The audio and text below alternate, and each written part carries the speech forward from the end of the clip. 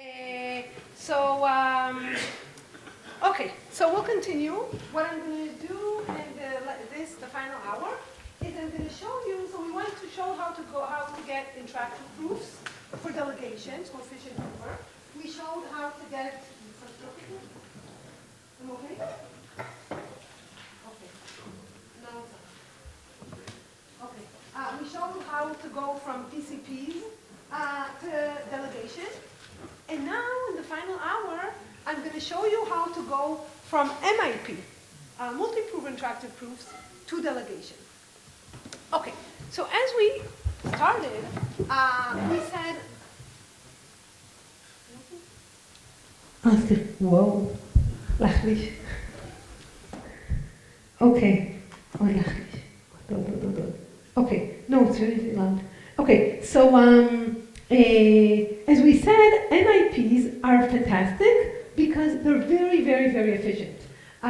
So in particular, we know that with two provers, assuming they don't interact, we have great schemes where the provers are efficient, the verifier is very efficient, the communication is also very, very small, polyglot.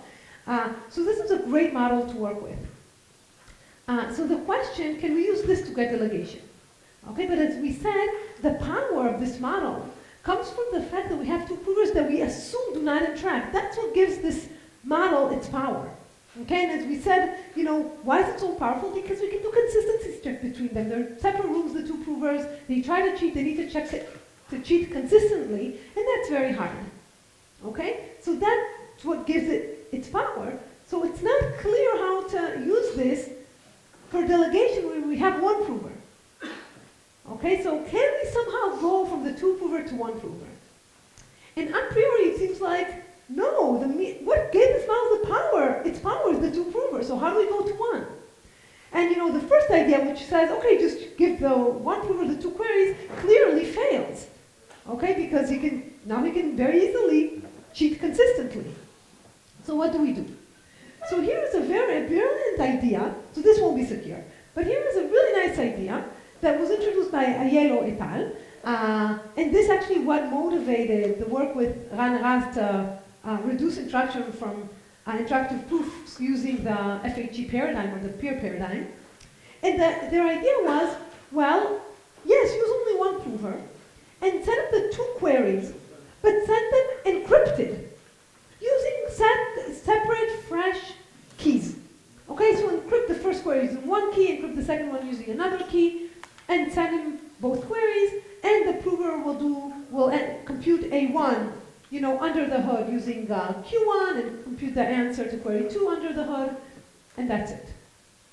Okay, so that was their idea. And it's a great idea. By the way, let me just say that notice that this was proposed in 2000, we didn't have FHEs then, and the paradigm was not using FHE, it was using computational peer scheme, private information retrieval. But as I said, working with FHE just makes it easier notation-wise, so I'm going to keep this notation. But everything I say works for peer as well. So intuitively, why is this secure? The idea is, well, it's true that the prover sees both queries, but not really, right? Because they're encrypted. And when he answers A1, he has you know, underneath the hood he does the computation, but when he does the computation, he has no idea what Q2 is. That's hidden in a separate box. So really, it's like he doesn't see. And then when he answers, when he computes A2 under the hood, he has no idea what Q1 is, because that's encrypted in a separate box. So it seems like, yeah, okay, so he can't cheat. How can he cheat consistently? It's a great suggestion.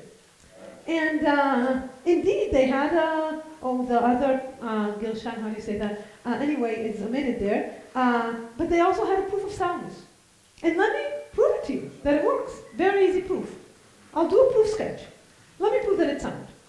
Okay, so suppose there's a cheating prover, and I want to get a contradiction. Okay, so suppose he cheats, he convinces us of an incorrect statement. How can he convince us? Well, two cases. Case one, I don't know what he does, he's a cheater and a prover, but he answers locally. Namely, when he answers Q1, he applies some function F1 to compute his answer, and to compute A2, he applies some function F2 and Q2. That's how he cheats. In this case, no, he can't cheat this way, because then you can cheat in the two-prover this way too. P1 just has in his head F1, P2 has F2, they go into separate rooms. You know, P1 computes F1 of his query, P2 computes F2 of his query, and they cheated. So you can't cheat in this way. Okay, so what's the other way to cheat? The other way is that one of the answers, let's say A2, is a function of both queries. But if it's a function of both queries, it depends on both. Yes? One question.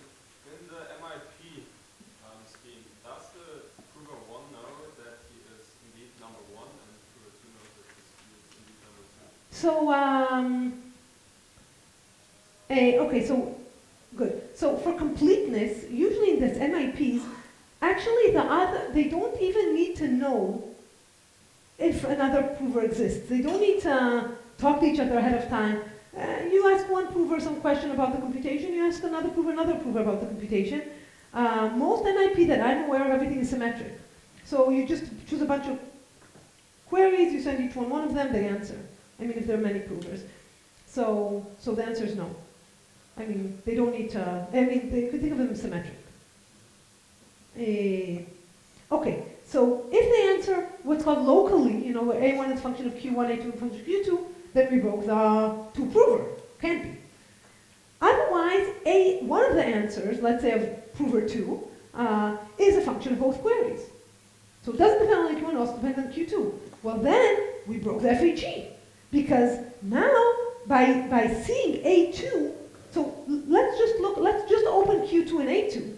We learned some information about Q1. But Q1 is encrypted using a fresh key. Okay, so Q1 is encrypted using a fresh key. I know Q2 and A2, so I know for some Q1s the answer would be different. So I learned information about the encrypted Q1. Broke the FHE. Done. Oops, done. Everybody convinced? So I would have ended my talk here because I think it's very nice. Unfortunately, I tricked you. That's not the only two possible cases. Okay, so what's missing? And it's very subtle, I have to say. So what is missing? So what is missing was actually noticed by Dwork et al. And they noticed, they said, wait, there was case 3 that was not addressed. What is case 3? A2, or A1, doesn't matter, let's say A2, may be a function of both Q1 and Q2, but a randomized function. It can be a randomized function. And this randomized function, it could be that it's a function of both of them, but if you look at A2 as a random variable that depends on this randomness, it actually doesn't give information about Q1. It's independent of Q1. In which case, you can't use it to break the encryption scheme. You see A2, but it's a randomized function, and as a random variable is independent, when you open it, you don't get any information about Q1. So you can't break the encryption scheme. Okay. At first, this case 3 seems like weird. You can say, wait, but can't we assume that the cheating prover is deterministic? We always assume they're deterministic. Where does this randomness comes from? And I'll tell you where it comes from. It actually it's in there. Why? Our encryption schemes are randomized. Okay, so when the verifier sends it in these boxes, if, you know, now let's become cryptographers again and let's remember what these boxes are. It's encryption of Q1, encryption of Q2. Randomization is used in order when you generate encryption. So these messages are randomized. And so this answer, even if this cheater is deterministic, the answers may depend on, I don't know what this cheating does. He takes this ciphertext, add 1, multiplies by 700, and gives an answer. It's the it uses the randomness of the encryption. So it's a randomized function. So even if this cheater is deterministic, the fact that the encryption is randomized, you know, the answer may be a random function. Maybe. So case 3 is actually a serious case.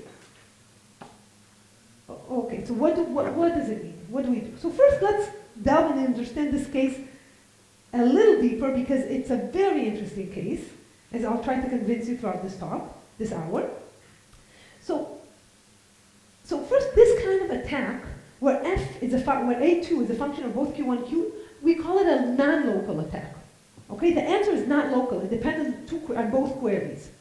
Okay, and where the answer is not local, but still, so it depends on the other query, but it doesn't give any information of the other query, is what's called in the physics literature a no signaling attack. Okay, why is it called no signaling? Because A2 doesn't signal information about Q1. Okay, so let me just define this no signaling a little more formally. So what's a no signaling strategy? A no signaling strategy is a cheating strategy where the provers may collude. The answers may depend on both queries. So all the time I told you they don't collude in separate rooms, no signaling strategies allows them to collude. Okay, they can take answers depend on both queries, but they cannot collude arbitrarily. I'm going to tie their hands. And this is what I'm going to allow them to do. I'm going to tell you can answer, the answers can be a function of both queries. However, the answer 2, and the same thing goes for answer 1, but answer 2 should not signal any information about Q1 besides what's already known from Q2. So if you see Q2 and A2, the only thing you should know about Q1 is what you knew had you seen only Q2. Okay? More formally, it just means that look at the random variable, A2 and Q1, they should be independent random variables conditioned on Q2. Okay, but that's the math. But just think of, when you see answer 2, it does not reveal any additional information about Q1 that you would know about Q2. So in other words, this answer will not help you break the encryption. It won't give you any information about the encryption that you did know just from Q2. And also the same thing goes for A1. So the A1 as a random variable should be independent of Q2, or should signal no information about Q2 beyond what's given from Q1. So this is what's called no signaling strategies. I'll explain where this notion came from. But before I do, first it seems like, at least for me, it seems, okay, there's this weird type of strategy where I understand that I can't use the FHE, I can't, if the cheating prover here, God knows how he would cheat this way, but if he succeeded cheating this way, I can't break the FHE using him because he doesn't signal information. But how can you cheat in the MIP using this weird strategy? I mean, okay, you can see the other query, but you can't really use it because the answer should be independent. So at first glance, it seems like these strategies, you can't cheat in the MIP using these strategies. I allow you to see the other queries, but don't use it. A2 should be independent of the other query. So maybe we can say that MIP is secure against such strategies. And the first thing I want to do is convince you that no, actually, many MIPs are not secure, completely break when we use these no signaling attacks, these no signaling strategies. So let me give you a very simple example and go back to the 3-color. So what is the example? Take a graph, the same graph we had before, it's not 3-colorable. Okay, we have here a clique of size 4, it's not 3-colorable. Okay, so now I'm going to tell the provers, okay, each prover gets a vertex, and they need to, let's say they get either the same vertex, in which case they need to give me the same color, or neighboring vertices, in which they need to give me colors that are different. Okay. Now, if they're not allowed to interact at all, they're in different rooms, they can't interact, I'm going to catch them with some probability. Maybe not large because I didn't amplify soundness, but I'm going to catch them with some probability because it's not 3-colorable. So, it's not going to be the case that I always accept. Now, let me show you a no signaling strategy where the adversary can always, the provers will always be accepted. Always, probability 1. And here's what they do. They get 2 vertices. What they do is the following. They choose if they're the same vertices, they choose a random color and give the same answer. If they're, down in the bottom, if they're the same vertices, they choose a random color, give the same answer. If they're neighboring vertices, they choose 2 different random colors and give different answers, and give the 2 answers. Always accepted. I mean, they know what the vertices are. They're always going to be accepted. Okay? With probability 1. But now note that the answers, that this strategy is no signaling. Why? If you look at one, I'm giving, open one of them. So V1, V2, let's look at C2. Okay, you see it's red. Does it give you any information about V1? No, it's a random color. No matter if V1 is this, it equals V2, or V1 is different, or is a neighbor of V2, this is a random color. So you don't learn anything. So when you open this, you look at this, if it was, with an FHE on top, you hope to, okay, you only open this box, and you look at V2 and you see C2, you go, oh, red, oh, no, you don't learn anything. It's a random color. So you can't use the FHE. I mean, you can't use to break the FHE. So this is, and look, with this type of strategy, you really broke the MIP. So even though the color doesn't depend on the query, you could use it to break the MIP. So this MIP, which is a very, stupid MIP, I didn't amplify anything. Using no signaling strategies, you broke it with probability 1. Yes? Can I also view this as they're having correlated You can, okay, so the question was, can we view P1 and P2 as having correlated randomness? Even if they, correlated, in the standard MIP, I allow them to have correlated randomness. I allow them to share whatever they want. But once they're in different rooms, once the queries come, they cannot talk anymore. So this strategy is much more than correlated randomness. It's really I'll tell you the problem. As a function, the answers are a function of both queries. But as a random variable, they're independent. Okay, but really, and if you look at the two answers, they're a function of both queries. So it's much more than sharing randoms ahead of time. Yes? This is just at first it's the proof, right? But is there an actual example? Good. So actually, I'm going to get to that later, but let me just say, so Yuda's question was like, okay, you convinced me that the proof breaks, but is there any real counterexample? So first of all, let me say the power, so one can ask, okay, if you want MIP and I'm going to get to that later on, but if you want MIP that are secure against such no signaling strategies, their power is much less than full MIP. And Yuda, let me come to your exact question a bit later, okay? But I'll answer that. Okay, my hope was to convince you that I convinced you that if you try to convert an MIP to delegation this way, no signaling attacks are a problem. Okay, they're a problem. And here is an idea. What if you start with an MIP that is secure against, so you cannot cheat with no signaling attacks. It has strong soundness. Okay, so not only if you're in separate rooms, also if you collude, but you have to be no signaling, still you're secure. Now what? Now can we get delegation? And the answer is yes. That's exactly what we needed. And this is work with Ran Raz and Ron Rothblum. What we showed is, if you start with an MIP that is secure, that is sound, against these no signaling strategies, and this FHE is secure, then you get a secure delegation. Then everything is okay. And I'll give you the proof. It's what I said, it's very easy. So the proof is the following. Here's the proof. So I want to prove soundness. So suppose there's a cheating prover in the delegation scheme. Two options. Either he answers, he gives some A1, A1, A2. Either it's no signaling. It's a no signaling strategy. So A2 doesn't signal information about Q1, and A1 doesn't signal information about Q2, in which case you broke the MIP. So, you have a no signaling strategy for breaking the MIP. But we said it's secure against such strategies. So contradiction. This shows that you can cheat with a no signaling strategy in the MIP. Case 2, it's actually signaling. It signals information.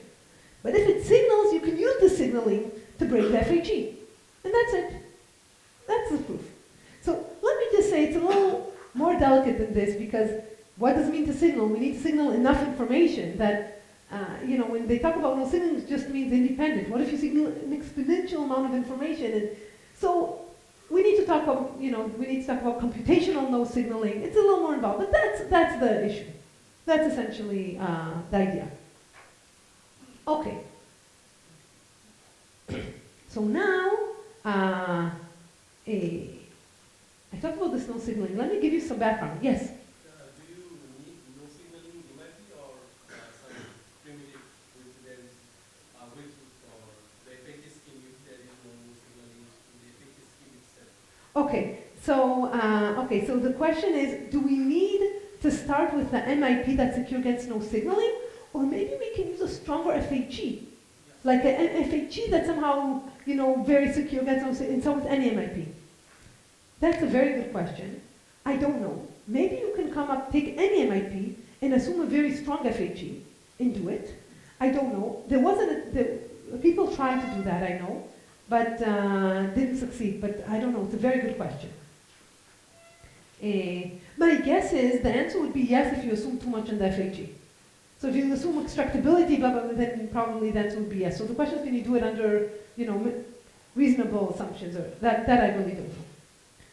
Okay, so let me first give you a little bit of background about this no signaling because it's really fascinating. So actually, the concept of no signaling proofs initiated from quantum physics. Okay, and here is the idea. So the notion of no signaling strategies started in the mid-'80s and was actually motivated by Einstein's special relativity theory. And let me explain to you the idea using MIPs. Okay? So let's start with MIP. When we cryptographers or complexity theorists define security of MIP, we assume that proofs don't interact. You just put them in separate rooms, you turn off the Wi-Fi, and they don't interact. Simple. But then quantum physicists say, well, even if you put them in different rooms, if you put them in different planets, they can still interact. They still have, they can have quantum entanglements. And quantum entanglements give them power. And this is not captured by your model. So even if in your model they cannot cheat, maybe using quantum entanglement they can cheat. This gives them some form of collusion. So they want security, even if P1 and P2 may have quantum entanglements. Okay? But then physicists say, you know what? Quantum theory is not complete, and who knows what else they can do. So I don't want to assume they may have all this physical power that we're not aware of. The only thing I'm willing to assume is that they do not transmit information, because information cannot travel too fast. And if they're really far, like at different planets, then they cannot transfer information. Okay, because then we can talk with our ancestors. So that's the only thing I'm willing to assume. I don't want to rely on any, theory now that may change. And that's what motivated them to define no signaling strategies. So no signaling strategies is a type of strategy that captures any futuristic, physical model, assuming that you believe in Einstein's special relativity theory. That's kind of their the point. And what they say, I don't know how things interact, how particles interact in the world. All I know is that information doesn't travel fast. So if one prover is in Mars and he gets Q1 and answers A1, the other prover is in the other part of the universe gets Q2 and answers A2, I'm just willing to assume that, A2 the answer does not contain information about Q1 besides what was given by his current query, by Q2. So otherwise, how did this information get here? It went over there. That was what originated the no signaling model. So it comes from physics. Yes? So is there any ordering associated with the queries? For example, say the break where gives on two queries, Q1 and Q2, and then maybe P1 and P2 interact with themselves, and after that, so P1 answers with P1 and P2 answers with A1. So I'm not sure I understood the query, the question. So in the MIP, the queries are usually, they're not ordered. You can think of two queries are generated, they're sent in random order. One gets one, the other gets another query. And then they both send the answers. Okay? And you want to say that, look, A2 can't depend on another query, because if it did, the provers can't, they may have quantum entanglement, but they can't transfer information. So quantum entanglement doesn't allow transferring information. That's what Einstein's special relativity, so information cannot be transferred, so you have to have this independence between the answer, between one prover, between the query of one prover and the answer of the other prover. Okay, let me tell you, we're not on different planets, we're all going to be in the same room and so on. This is just the motivation, this is where the no signaling came from, so I felt like I wanted to tell you the whole story. But the nice thing, in my opinion, is, we're sitting here, we're cryptographers, and we want a delegation scheme for, bounded cheating provers. And it's kind of interesting that we need to go to Einstein's special, to physics and to their models to help us get our delegation scheme. But that was actually the story. This is how it came about. So that's our delegation scheme. If you start with an MIP that's secure against no signaling strategies, then this delegation scheme is secure. So we have a delegation scheme. Now the only question, do we have MIP that are secure against no signaling strategies? Okay? Any questions? Okay. So let me tell you a little bit about what's known. So classical MIPs, where we just assume they don't interact. That's it. Different rooms, they don't interact. So it's a severe restriction on the adversary. The adversary cannot interact at all. No quantum, nothing. They're in a separate rooms, nothing. They have nothing. The adversaries are very weak. Then you can do all of next. You can do any non-deterministic computation and get proofs that are exponentially shorter. Fantastic. What about if you allow quantum? Then people say, okay, but what if the provers have quantum entanglement? What can we do? This was an open problem for a long time. I think it was like kind of the holy grail of the quantum computer scientists. And in 2012, there was this breakthrough work that showed even with quantum MIPs, you could do all of next. Okay, it was like a best paper on one of the stock thoughts. By the way, the provers here are not polynomial time, like in the classic MIPs. So there's a blow up. What about no signaling MIPs? So now, so in quantum MIPs, we gave the cheating provers more power. They can share quantum entanglements. Here, we give them much more power. We say, you know what? Get together. Go crazy. Just don't, information cannot travel faster than the speed of light. So they get much more power, so it's much harder. The adversaries are stronger. It's harder to prove things. It's harder to get soundness. So what can we get? So here's what's known. You can't get more than X. So only deterministic languages. Okay? Now, so at least give us X. So here's what was known. You can do p-space, but with the same caveat as IP. So the runtime of the prover grew 2 to the s to the space squared. So similar to the IP equals p-space problem. And recently in the work it was came out, we showed that you can do all X efficiently. So, essentially what we want. We have a no signaling MIP where the prover's runtime only grows polynomially, the verified runtimes only grows in a small amount, and the communication is short. So what we want, and then we can use that to get delegation. Okay? So now let me go back to Yuda's question, which was, okay, if you start with no signal MIP, you have a proof. But if you don't start with if you have your NMIP, is there a counterexample? I mean, is it just we don't know how to prove, or can we, do we have a counterexample? So the answer is, I don't know. I think this year in Simons, I think there was, people worked on it and they made progress to show a negative result, that there's actually an MIP and encryption scheme where it's just, the delegation is broken, but I'm not sure if. So I think the bottom line is, we don't know, but I think some people know more than I do. Okay. So good. So this closes the other box. So what I want to do in the remaining time that I have is I want to talk about. So that's all I wanted to say about delegation, computation delegation. But remember when I started, I talked about delegating data. So when I started the talk, the first hour, I mentioned that, okay, yes, we want to give the cloud a function in x, but many times this x is huge. Okay, so you actually you don't only delegate computation, you also delegate memory or data. So you want the cloud to store for you some information. Okay, so your x is actually huge. You give it to the cloud. You don't have x anymore. And now you don't want, verifying should not be this. You can't run in the time of your entire data. That's huge. You want to run in some security parameter. So here, copy the security parameter. That's it. And also the prover, if he also shouldn't search your entire memory. I mean, most often, actually the memory is huge and the runtime of the function can be small.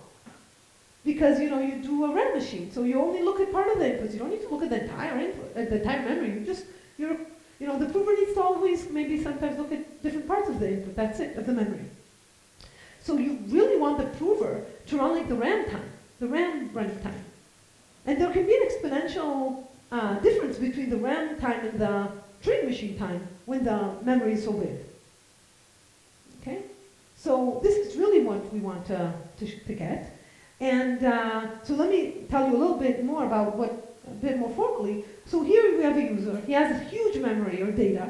He doesn't want to store it because he cannot. So what he's going to give this huge data to the cloud.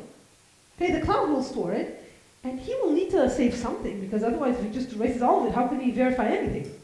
So he's going to keep like a short digest. Think of it as a hash of his entire memory. And that's it. He'll forget about his memory. All he has is the hash. And now what we want is every time he wants to compute some function f on this memory, he asks the cloud, help me compute f, and the cloud will give him back f in a proof. And the user should be able to verify this proof using his small hash. Okay, he can do that many, many times. He can compute many functions on this memory. That's what we want. Question? Okay, and these computations, they also update the memory. Okay, so a function can be, think of it as a kind of a RAM execution. So, these functions can also update memory, erase things from memory, update, add. Okay, and so he may need to update the hash, but we want all this to be efficient. Okay, and again, we want each time to verifying the proof should be very efficient, only depend on the security parameter. And proving should be like the RAM running time.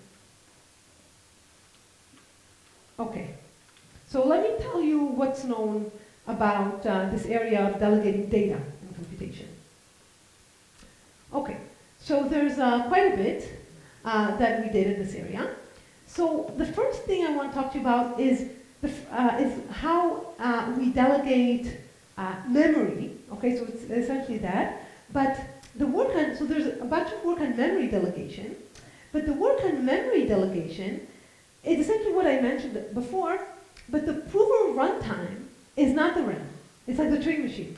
So even if you want to delegate functions that do binary search, so the real cloud only needs log time in the memory, with the memory delegation works, we'll need to run in the entire memory. Okay, so just historically, memory delegation corresponds to the case where indeed the verifier, delegates this entire memory, but the poor prover all the time needs to run over the entire memory. Okay, and there, using the cal work, we can get with 2 messages all of P.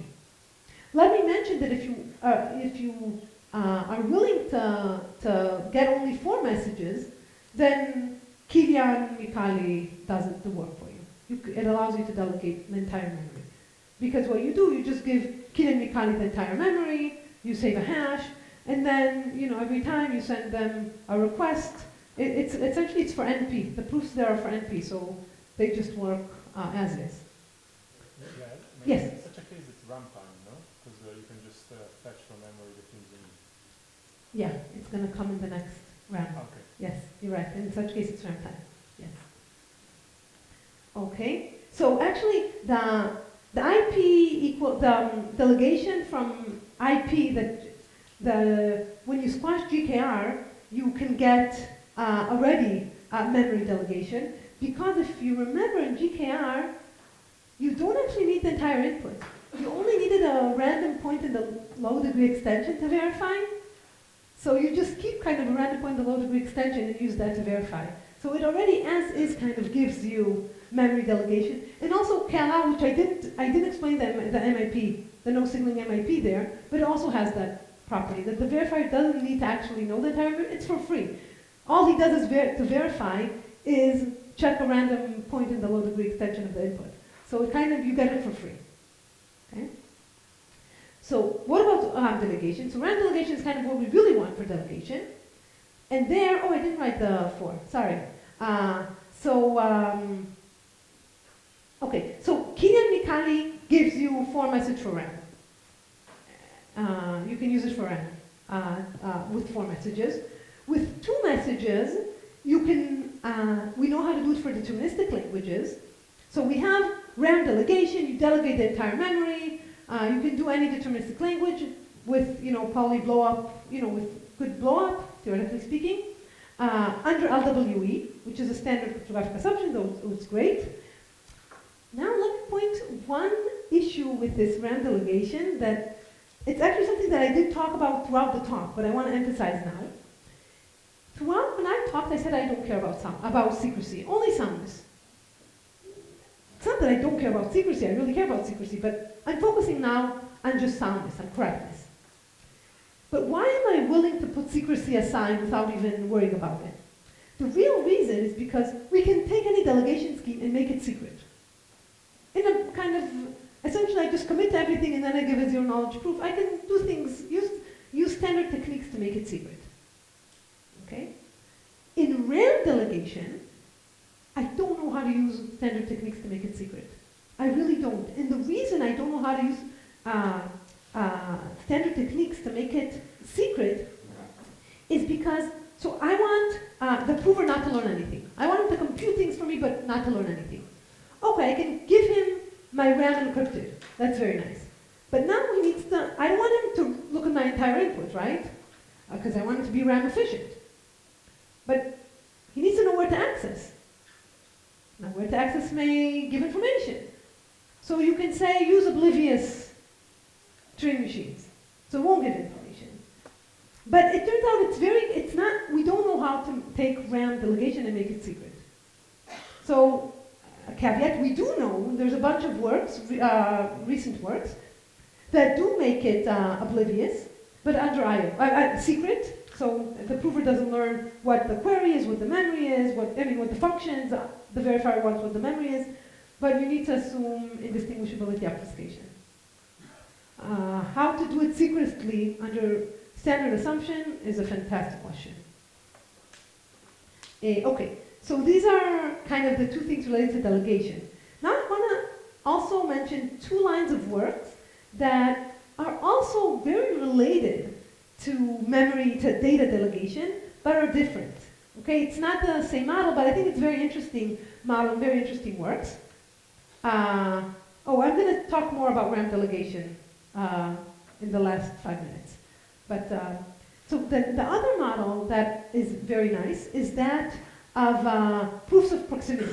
So in memory delegation, I assume that I'm the user, I have a big memory, I give it to the cloud. Okay, and I keep a short digest, some hash. Proofs of proximity just say, it's not my data. It's NIH data, I don't know, medical data, or genome data, or whatever, it's not mine. It's sitting somewhere in the Broad Institute, or whatever. And I want someone to help me do computations on this data. But I don't have a short digest of this data. I never had that data. It's huge. I can't even compute a short digest of that data, ever. So proofs of proximity, what they allow you to do is I can have a prover prove to me, do the computations for me, prove to me, now I can't prove that they're correct because I don't have the data.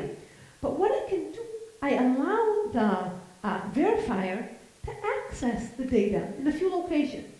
Okay, so you can access that data, And now the guarantee he gets is that the answer is, there's a database that's close to his database for which this answer is true. Okay, so for example, let's say I want someone to prove to me that, or to compute how many, smokers do we have in the US? Okay, and they come to me and they say some number. Average, 40%. I can never check that there's 40% because I'm not going to go throughout the database.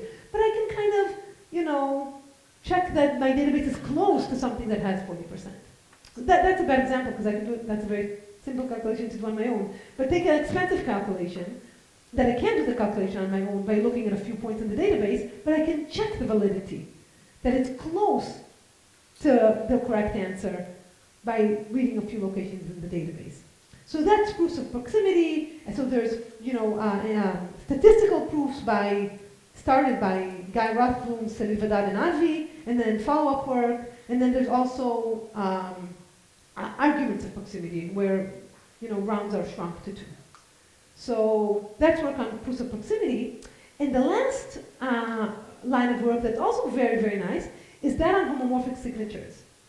So homomorphic signatures is also it's not really delegation, but it's of similar flavor. So what are homomorphic signatures? Homomorphic signatures, there's a lot of work on homomorphic signatures. I'm just looking at the last one where I give the parameters. What they allow us to do is essentially the verifier, you can think of him, he publishes a big database with each element is signed. Okay? Now the prover can compute any function of this database and sign the outcome. So he can kind of compute the signatures homomorphically.